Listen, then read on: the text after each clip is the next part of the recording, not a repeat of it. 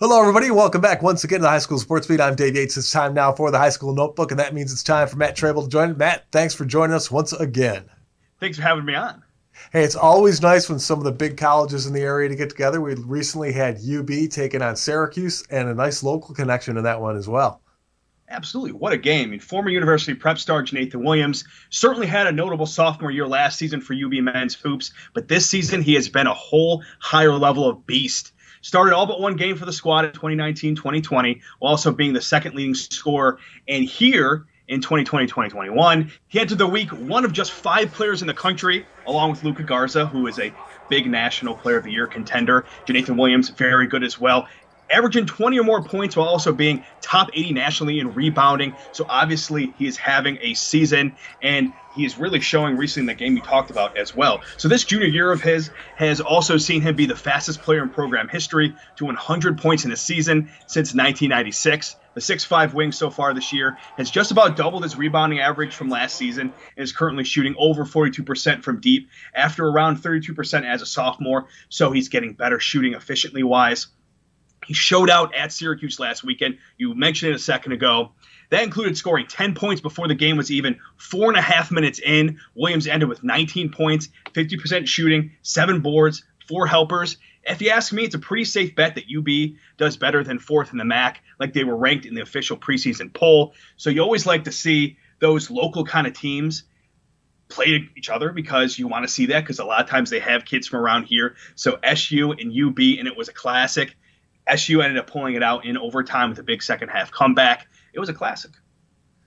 Well, no high school football this fall, of course, but still some big high school football news coming out with some letters of intent being signed.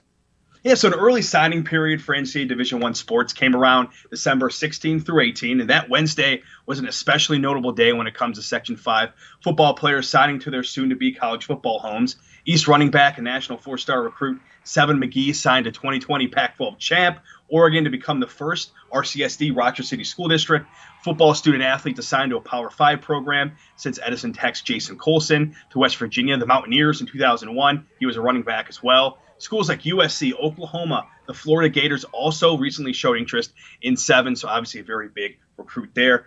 Also, Aquinas Institute quarterback Tyler Szalkowski put pen to paper for the Albany Great Danes, another D1 squad.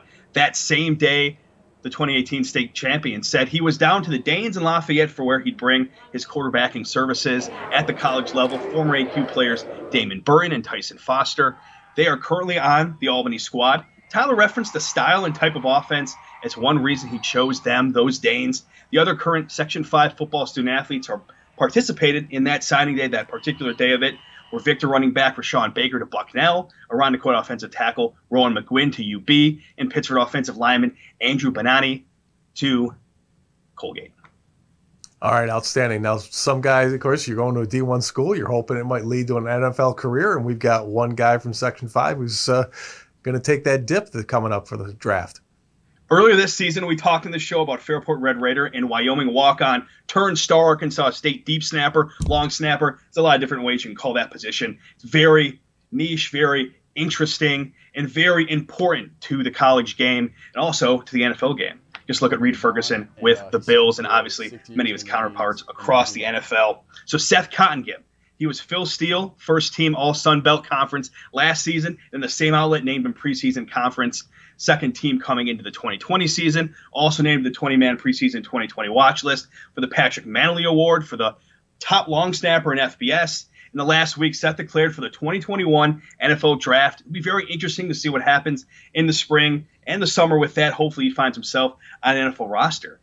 Off the field, Cottengim is a multi-instrumentalist. Not quite my area of expertise, but there is a social media aspect that really kind of got me very interested about this. So being a multi-instrumentalist, proficient in playing a few different instruments, those musical skills have led him to growing his following on TikTok, one of those social medias, to over 126,000 followers, a man of many talents. He's only got a few more than you do at this point, right, Matt?